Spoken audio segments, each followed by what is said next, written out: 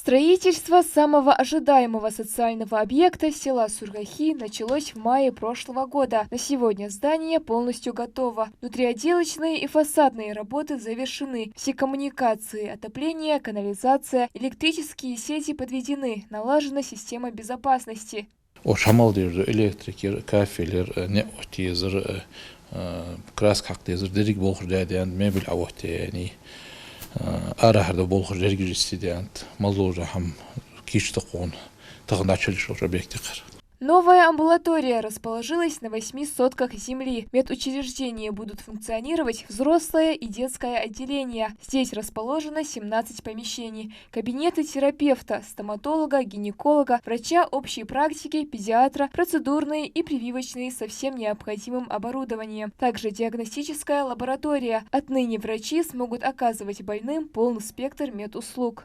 Санузел душевой, детский, бакчаны, малижу, предназначенные, регистратуре, детские взрослые регистратуре, в сельской местности езжу, амбулатории, единственное, оргтехник, компьютер, шамаш, танмехти латыжи, ухчулжи, ждахи отчи студент, сдачу учханы, сдахи отчиги. Удобства созданы как для персонала, так и для местных жителей. На прилегающей территории рабочая бригада также провела большой фронт работ. На всей прилегающей территории проложен асфальт, созданы стоянка и освещение. Помимо этого, особое внимание уделили безопасности. Во дворе установлены камеры видеонаблюдения. Теперь остается ждать официального открытия. Зелень, деревья посажены, сирень, роза, березы, установлены дворовые скамейки, урны установлены. Вокруг здания, территории амбулатории сделан забор. Все работы сделаны уже на улице, сделана стоянка, асфальтированная стоянка.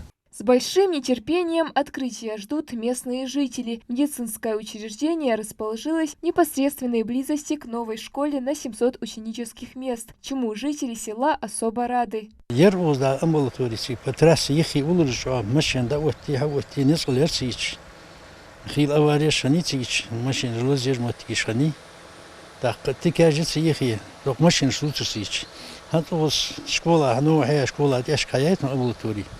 Машин да вот свободный мотиги, дик болхбу, чорязадат подшулка.